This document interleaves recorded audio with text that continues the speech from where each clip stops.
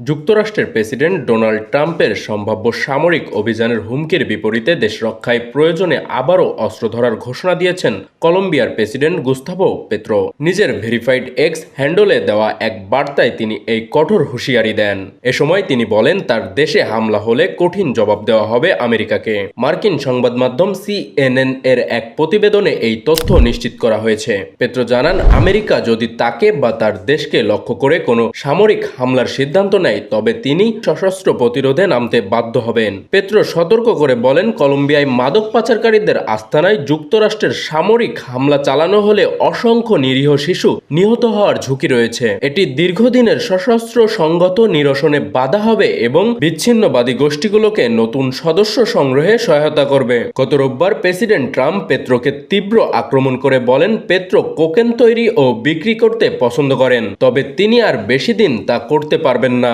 ভেনেজুয়েলার president Nicolas মাদুরোকে আটকের পর ট্রাম্পের এমন মন্তব্য কলম্বিয়া ও যুক্তরাষ্ট্রের দীর্ঘদিনের কূটনৈতিক সম্পর্কের মধ্যে চরম উত্তেজনা সৃষ্টি করেছে।